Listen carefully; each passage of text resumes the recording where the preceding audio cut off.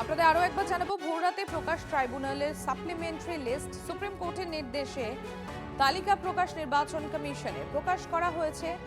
সংযোজন ও বিয়োজন দুটো তালিকায় সেখানে আছে, ক্লিক করলেই জানা যাবে কোন বুথে নিষ্পত্তির তালিকা নেই। UEN Jaipur is a perfect target for prospective students aspiring for good jobs, good education with future-ready skills.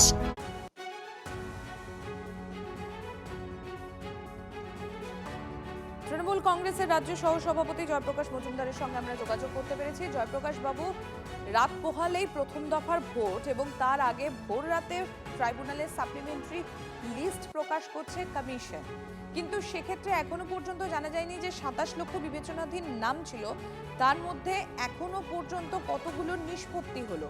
এই গোটা বিষয়টাকে কিভাবে দেখছেন আপনারা? সুপ্রিম কোর্ট সৎ উদ্দেশ্যে এবং কনস্টিটিউশনাল রাইটস সাধারণ মানুষের যাতে থাকে তার জন্য নির্দেশ দিচ্ছেন। আর ইলেকশন কমিশন বিজেপির কথায় যত ঘোটালা করার জন্য সেই কাজটা এমন কমপ্লেক্স করে তৈরি করছে যাতে সাধারণ মানুষের কাজে না লাগে। মানে নাছুই পানি বলে না, যে লাঠিও ভাঙবে না সাপও মরবে, এই রকম ভাবে কথাও যেন শুনলাম, লিস্টও বার করলাম, কিন্তু মানুষের কাজে লাগলো না, কেউ বুঝতে পারবে না, এমন জটিল। এই হচ্ছে জ্ঞানেশ কুমারের অ্যাকশন। অমিত শাহ বলেছে জ্ঞানেশ কুমার রন্ধ্রে রন্ধ্রে মানুষের সঙ্গে শত্রুতা করছে, শয়তানি করছে, মানুষের গণতন্ত্রের অধিকার দেবে না, বদ্ধপরিকর। সুপ্রিম কোর্ট বলছে, কিন্তু এমন কায়দা করে আমি করব দেখি না।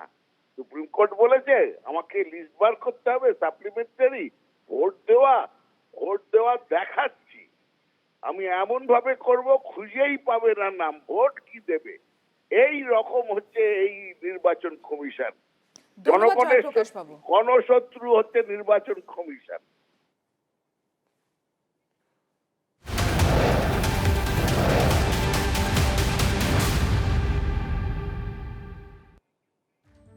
ভোররাতে প্রকাশ ট্রাইব্যুনালের সাপ্লিমেন্টারি লিস্ট, সুপ্রিম কোর্টের নির্দেশে তালিকা প্রকাশ কমিশনে ক্লিক করলে জানা যাবে নিষ্পত্তির তালিকা দেখা যাবে। প্রকাশ করা হয়েছে সংযোজন বিয়োজন দুই তালিকায় এবং ট্রাইব্যুনালের চূড়ান্ত তালিকা আজই হাতে পাবে সব দল। কারা ভোট দিতে পারবেন না সেই লিস্ট থাকবে সব রাজনৈতিক দলের হাতে।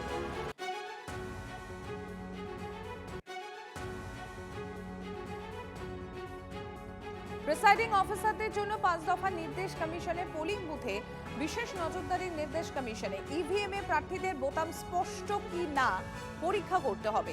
প্রার্থীর বোতামের রং, কালি, সুগন্ধি বা রাসায়নিক আছে কিনা দেখতে হবে। এই ধরনের ঘটনা দেখলে সেক্টর বা রিটার্নিং অফিসারকে রিপোর্ট করতে হবে। ইভিএম কারচুপি নির্বাচনী অপরাধ হিসেবে দেখা হবে। ইভিএম কারচুপিতে সঙ্গে সঙ্গে পুনঃভোট সহ ফৌজদারি ব্যবস্থার নির্দেশ।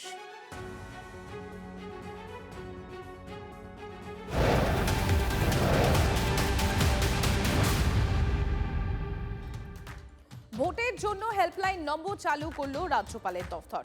লোকভবনে 24 ঘন্টার হেল্পলাইন চালু করলেন রাজ্যপাল। নির্বাচন অবাধ, সুষ্ঠু ও ভয়মুক্ত করার জন্য হেল্পলাইন লোকভবনের। ভোটে বাধা পেলে হিংসার শিকার হলে অভিযোগ জানানো যাবে। গত ভোটে আক্রান্তদের সঙ্গেও কথা বলেছেন রাজ্যপাল RN রবি। এবারের ভোট ভয়মুক্ত করতে হেল্পলাইন চালু রাজ্যপালের।